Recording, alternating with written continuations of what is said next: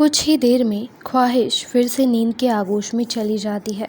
Devraj Danny का हाथ खींचकर एक कमरे में ले आता है और डैनी से गुस्से से कहता है, ये क्या किया तुमने? उस किससे पूछकर किया? शायद तुम भूल गए हो, मैं तुम्हारा बॉस हूँ, तुम मेरे बॉस नहीं हो। डैनी शांत लहजे में कहता है, फिर मैं क्या करता सर? उसे बता देता।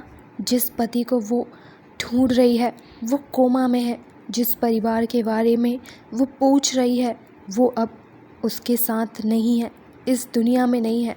सर देखिए, मैंने जो भी किया है वो ख्वाहिश को बचाने के लिए किया है। हम उसे सब बता देंगे। एक बार वो ठीक हो जाए उसके बाद हम उसे सब कुछ बता देंगे। देवराज को सोचकर कहता है, झूठ तो बोल दिया हमने, पर जब उसे सब याद आ जाएगा तब क्या होगा? क्या करेंगे हम? वो हमें और ख़ासकर मुझे कभी माफ़ नहीं करेगी, मुझसे नफ़रत करने लगेगी। तुम ये भी तो कह सकते थे ना कि वो उसका मतलब मैं उसका फ्रेंड हूँ। डैनी कहता है, पर सर अगर मैं उसे फ्रेंड बताता तो वो अपने पति के बारे में ज़रूर पूछती, वो कहाँ है, क्योंकि उनके गले में मंगलसूत्र जो है। देवराज एक गहरी सांस लेकर कहता है, कहाँ फंस गया मैं? कैसे सामना करूं अब ख्वाहिश का? डैनी देवराज के कंधे पर धीरे से हाथ रखकर कहता है, शायद यही भगवान की मर्जी है सर। देव, हो सकता है उन्हें तुझ पर तरस आ गया हो, तेरी मोहब्बत पर तरस आ गया हो, उन्होंने तेरी मोहब्बत मुकम्मल करने का एक मौका दिया हो। देवराज कहता है, नहीं डैनी नहीं, अब वो किसी और की पत्नी है, किसी और की बहू है, मैं ऐसा नहीं कर सकता। मेरी मोहब्बत मुकम्मल करने के लिए मैं दो प्यार करने वालों को अलग नहीं कर सकता। जब ख्वाहिश को सब याद आएगा तब क्या? और अनुराग जब कोमा से बाहर आएगा तब क्या? वो ख्वाहिश के बारे में नहीं पूछेगा? डैनी देवराज को हैरानी से देखकर कहता है, सच कहते हैं लोग, सच्ची मोहब्बत किसी भी इंसान को बदल सकती है। मैं देख रहा हूँ DRS देवराज सिंघानिया को, जिसे किसी के दर्द से कोई लेना देना नहीं था, जो सिर्फ अपना फ़ायदा देखता था, जो सिर्फ और सिर्फ अपने लिए जीता था। उसे जो चीज़ पसंद आ जाए वो उसे हासिल करके रहता था। आज अपनी सच्ची मोहब्बत को ठुकरा रहा है। मान गए सर, मोहब्बत बहुत अच्छी चीज़ है, ज़िंदगी में एक बार सबको करनी चाहिए जब सही इंसान मिले। ख्वाहिश बहुत खुशनसीब है जिसे आप प्यार करते हैं, आप जैसा प्यार करने वाला मिला, और बहुत बदनसीब भी है वो कि अब वो आपकी कभी नहीं हो सकती, आपका प्यार कभी नहीं पा सकती। देवराज डैनी से कहता है, मेरा प्यार कभी ख़त्म नहीं होगा डैनी, मेरा प्यार तो उसके लिए और बढ़ता जा रहा है। कुछ पल की खुशी के लिए पूरी ज़िंदगी तो बर्बाद नहीं कर सकता ना मैं उसकी। डैनी, ये सब छोड़ो, मुझे ये बताओ कि इस एक्सीडेंट के पीछे कौन है? डैनी गहरी सांस लेकर कहता है, सर इस एक्सीडेंट के पीछे आयशा मल्होत्रा का हाथ है, जिसकी शादी अनुराग से तय हो गई थी, पर अनुराग तो ख्वाहिश से प्यार करता था। ये बात आयशा मल्होत्रा को बर्दाश्त नहीं हुई, ये उनकी और उन्होंने अपने पागलपन में ये सब कर डाला। देवराज ने कहा, क्या उसके डैड को भी ये सब पता है?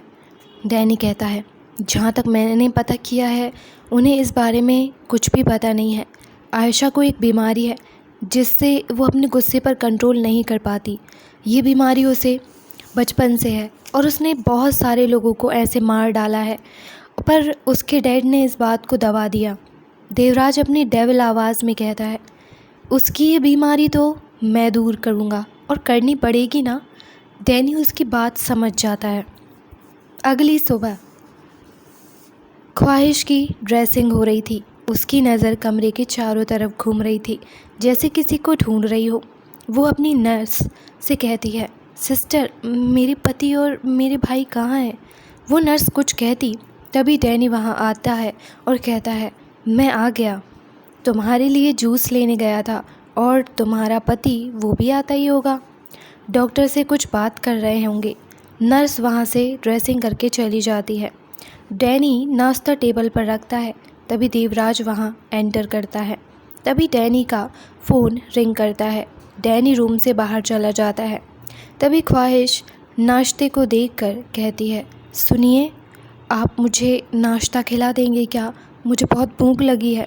देवराज ख्वाहिश को देखता है, फिर अपना सर हाँ में हिला देता है और नाश्ते की प्लेट उठाकर ख्वाहिश के पास बैठकर उसे खिलाने लगता है।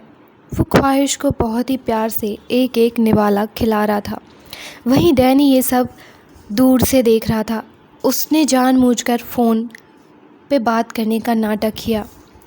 क्या शायद देव को उसका प्यार मिल जाए? ये पल देवराज के लिए बहुत ख़ास था। वो इस पल को कैद कर लेना चाहता था। शाम का वक्त, सड़क पर एक कार आग की लपटों से घिरी हुई थी। वहीं देवराज अपनी कार के बोनट पर बैठकर सिगरेट के कस लिए जा रहा था और वहाँ के नज़ारे को एंजॉय कर रहा था, जहाँ कार में एक लड़की तड़प रही थी बाहर आने के लिए, बाहर निकलने के लिए, पर वो चाह कर भी बाहर नहीं निकल सकती थी। तभी एक ज़ोरदार धमाका हुआ और सब खत्म हो गया। कार के चिथड़े चिथड़े उड़ गए।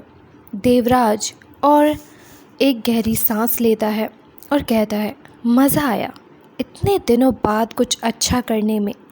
यही तो मेरा काम है। अच्छा बनते बनते मैं तो ये काम भूल ही गया था। यह कहकर उसने सिगरेट वहीं फेंक दी और वहाँ से चला गया। यह लड़की और कोई नहीं, आयशा मल्होत्रा थी, जिसे उसके गुनाह की सज़ा देवराज ने दे दी थी। आयशा ने अपने गुस्से की वजह से पूरे परिवार को ख़त्म कर दिया था।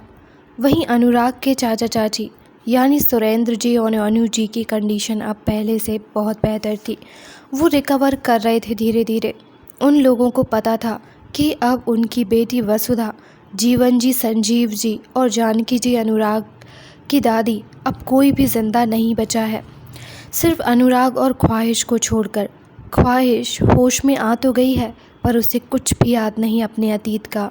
वहीं अनुराग कोमा में है। सुरेंद्र जी और अनु जी का रो रो कर बुरा हाल था। वो ज़िंदा क्यों बच गए, उन्हें इस बात का अफसोस था। उन्हें भी मर जाना चाहिए। 15 दिन बाद ख्वाहिश अपने हॉस्पिटल बेड पर बोर हो रही थी और सोच रही थी कि उसका पति देवराज और इन 15 दिनों में कितनी सेवा की है डैनी ने और देवराज ने मिलकर उसे ठीक करने के लिए। 15 दिन में बहुत संभाला है देवराज ने उसे, ख्वाहिश को। पर ख्वाहिश जैसे अपनी आंखें बंद करती, उसे एक धुंधली तस्वीर नज़र आती, जो तस्वीर देवराज की तो बिल्कुल नहीं थी। उसका दिल बेचैन हो रहा था। तभी वहाँ एक नर्स आई। ख्वाहिश उस नर्स से कहती है, सिस्टर प्लीज़ मुझे इस रूम से बाहर जाना है। मुझे यहाँ घुटन सी हो रही है। मैं इतने दिन से इसी कमरे में हूँ, दम घुट रहा है मेरा। नर्स कहती है, मैम चलिए मैं आपको ले चलती हूँ गार्डन में, बाहर ले चलती हूँ। ख्वाहिश धीरे धीरे बाहर की तरफ जाती है। जैसे ही वो आईसीयू वार्ड के बाहर से होते हुए बाहर जा रही थी और गार्डन एरिया में बैठ जाती है, उसे यहाँ आकर बहुत अच्छा फील हो रहा था। वहीं दूसरी तरफ अनुराग की सांसें काफ़ी तेज़ हो गई थीं। 15-20 दिन बाद उसने कोई रिएक्ट किया था। डॉक्टर जल्दी से उसको चेक करते हैं। अनुराग की हालत ठीक नहीं थी। वहीं ख्वाहिश को अपने सीने में बहुत दर्द महसूस होता है। उसका दिल घबरा रहा था। तभी देवराज वहाँ आकर कहता है, क्या हुआ ख्वाहिश, तुम ठीक तो हो ना? ख्वाहिश देवराज के पास आकर कहती है, पता नहीं राज जी, मुझे वहाँ बहुत ही ज़्यादा बेचैनी हो रही थी। देवराज उसे संभाल कर कहता है, रिलैक्स, सब ठीक है, चलो अंदर चलते हैं। ख्वाहिश देवराज के हाथ को पकड़कर उसका सहारा लेकर चल रही थी, क्योंकि उसके पैर काफ़ी ज़्यादा जल चुके थे, जिसकी वजह से उसके पैरों में चलने में तकलीफ़ होती थी, लेकिन अब काफ़ी हद तक वो ठीक थी। ख्वाहिश देवराज को देखकर कहती है, राज जी हम घर कब जाएंगे अपने घर? देवराज ये सुनकर रुक जाता है और ख्वाहिश को एक नज़र देख के ख्वाहिश कंफ्यूज होकर उसके चेहरे को देख रही थी, जैसे वो देवराज के जवाब का इंतज़ार कर रही हो। देवराज कहता है, बहुत जल्द हम कर जाएंगे। वहीं ख्वाहिश और देवराज वहाँ से अंदर आते हैं।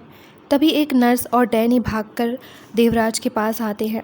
नर्स के मुंह से निकल जाता है जल्दी जल्दी में, सर वो अनुराग कपूर सर की कंडीशन बहुत ज़्यादा क्रिटिकल होती जा रही है। वहीं ये नाम सुनकर ख्वाहिश का दिल ज़ोरों से धड़कने लगता है और वो नाम दोहराती है, अनुराग, राग, मेरा राग। ख्वाहिश को धुंधली धुंधली आवाज़ें सुनाई दे रही थी। ख्वाहिश का राग। देवराज ख्वाहिश को वहीं बेंच पर आराम से बिठाता है और आराम से कहता है, ख्वाहिश देखो मैं अभी आया, ओके।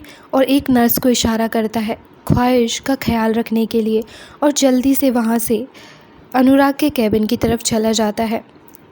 डैनी कहता है, हालत बहुत ज़्यादा ख़राब है। वहीं ख्वाहिश के कानों में एक ही नाम गूंज रहा था, अनुराग कपूर। तभी उसकी आंखें बेचैन होकर उस दिशा की ओर चली जाती हैं जहाँ से देवराज और डैनी गए थे। वो धीरे से खड़ी होकर उस ओर बढ़ जाती है, जैसे कोई है जो उसे वहीं उस ओर खींच रहा है। वहीं नर्स किसी से फ़ोन पर बात कर रही थी, इसलिए उसका ध्यान नहीं गया था ख्वाहिश पर। उस वार्ड के बाहर ख्वाहिश खड़ी थी जहाँ देवराज, डैनी और 2-3 डॉक्टर मौजूद थे। वो अंदर नहीं देख पा रही थी। उसे वो शख्स नहीं दिख रहा था जो बेड पर लेटा है, मशीनों से घिरा हुआ है। डॉक्टर देवराज को कुछ बता रहे थे। तभी ख्वाहिश की नज़र एकदम से अनुराग पर चली जाती है जो मशीनों से घिरा हुआ था। उसकी हालत ख़राब थी। अनुराग का चेहरा देखकर उसकी पूरी पास्ट लाइफ उसके दिमाग में रील की तरह घूम जाती है। अब धुंधली तस्वीर नहीं थी, बिल्कुल साफ साफ तस्वीर थी जिसमें देवराज का कोई नामो निशान नहीं था।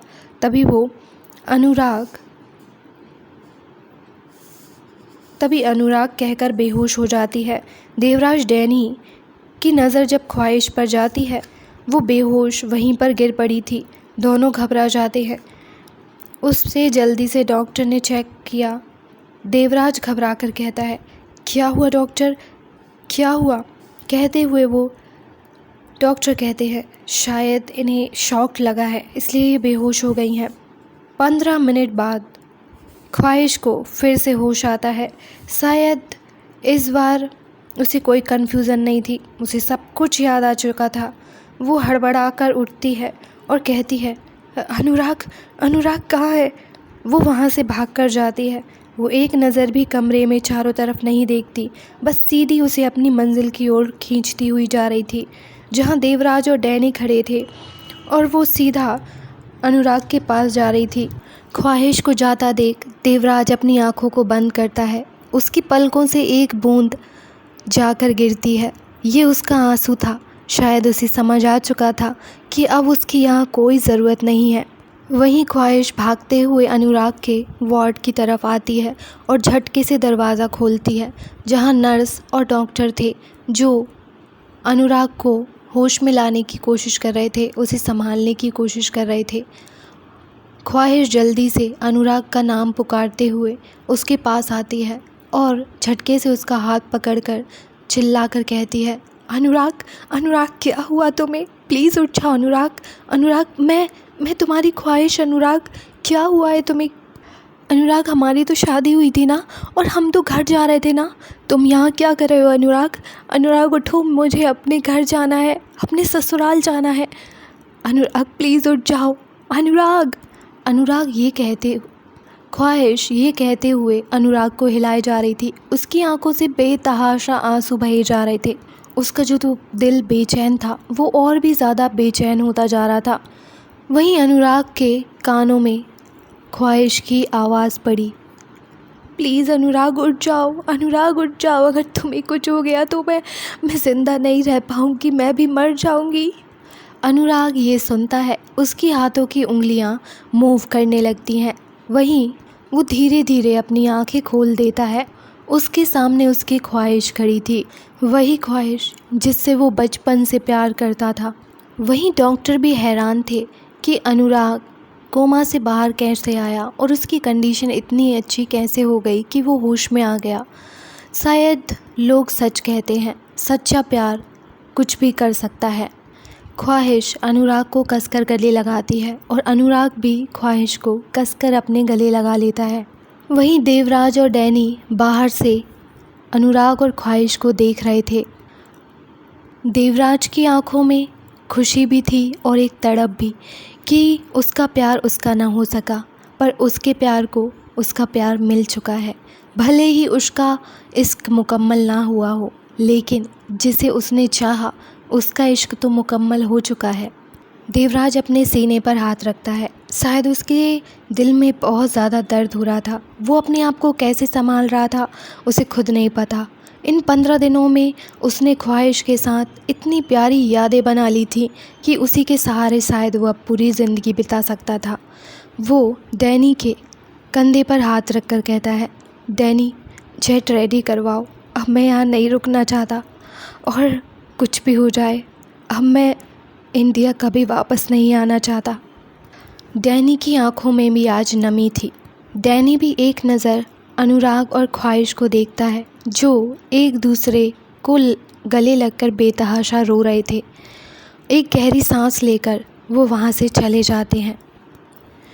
तो हेलो एवरीवन, आई होप आपको आज का एपिसोड पसंद आया हो, आज का लास्ट एपिसोड। और मैं आपको क्या बताऊं गाइज़ कि ये स्टोरी मैंने ऐसी ही सोची थी, एग्जैक्टली ऐसी ही सोची थी। आप लोग बिल्कुल कंफ्यूज मत होइएगा कि ये स्टोरी एंड हो गई है नहीं, क्योंकि मैंने इस स्टोरी की एंडिंग ऐसी ही सोची थी। और मैं आपको बताऊँ, सच्ची बताऊँ तो कि मैं स्टोरी बहुत अच्छे से लिखती हूँ। शुरुआत में मुझे बहुत मज़ा आता है स्टोरी लिखने में, और मैं बहुत जोश के साथ स्टोरी स्टार्ट करती हूँ, और जब एंड आता जाता है ना, मैं फुस हो जाती हूँ और मुझे कुछ समझ नहीं आता कि मैं क्या करूँ। और मैंने जो 2 स्टोरी अभी करंट में दी हैं, उनकी एंडिंग मैंने आई थिंक सैड एंडिंग ही की है।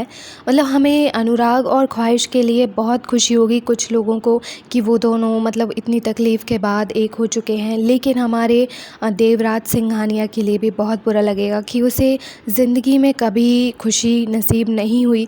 लेकिन ये स्टोरी ऐसी ही थी, क्योंकि अगर मैं अनुराग को मार देती तो हमारी ख्वाहिश के साथ बहुत बुरा होता, और अनुराग के साथ भी बहुत बुरा होता कि उसका जो बचपन का प्यार है वो मुकम्मल नहीं हो पाया।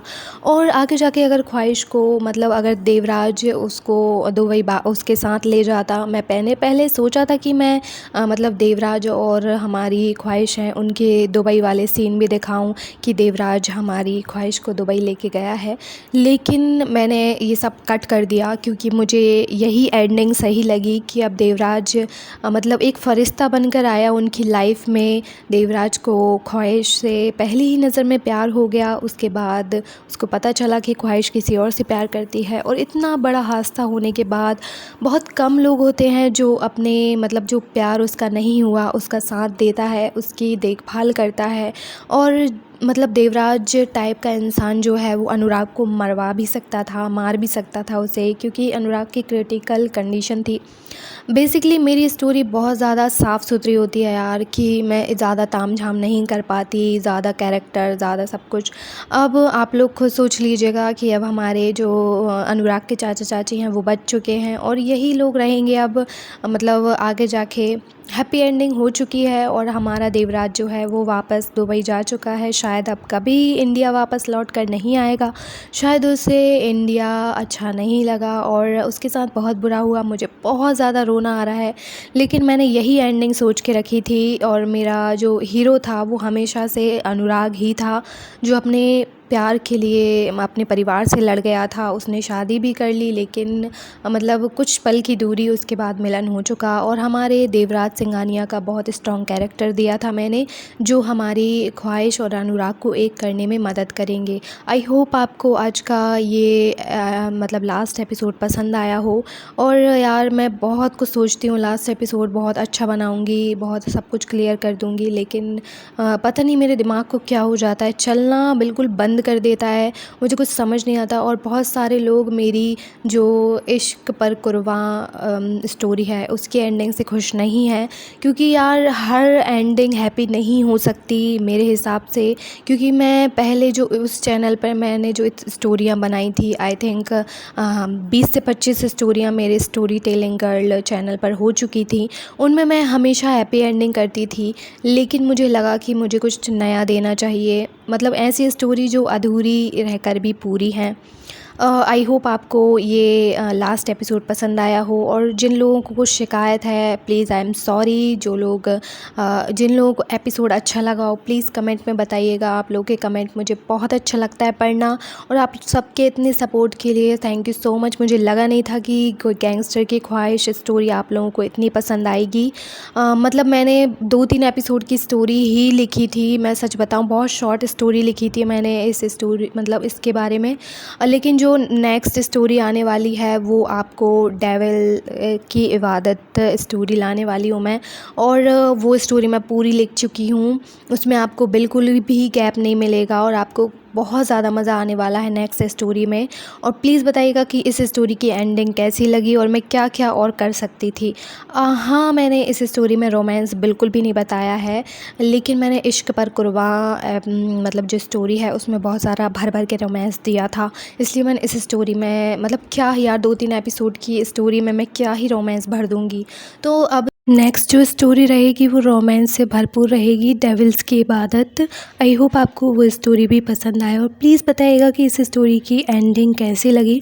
और मैं हर स्टोरी की एंडिंग हैप्पी एंडिंग नहीं कर सकती। अभी मैंने सोचा कि मेरी अभी जो स्टोरी है उनकी एंडिंग यार ऐसी करूँ कि मतलब एंडिंग भी ना लगे और हैप्पी एंडिंग भी ना लगे, मतलब आप लोगों को अच्छी लगे तो प्लीज़ बताइएगा। और मैं आगे से स्टोरी की हैप्पी एंडिंग ही किया करूँगी, क्योंकि मुझे खुद अच्छा नहीं लगता ऐसी अधूरी एंडिंग करने में। आई होप आपको स्टोरी पसंद आई होगी, और मैंने 2-3 एपिसोड की ही स्टोरी बनाई थी जो मैंने पूरी कर दी है, और नेक्स्ट स्टोरी आपको बहुत जल्द मिलने वाली है। आई होप आपको वो और ज़्यादा पसंद आए, मैं वो और डिटेल में बना रही हूँ। तो थैंक यू फॉर वॉचिंग और लव यू बहुत सारा आप सबके इतने सपोर्ट के लिए। Thank you.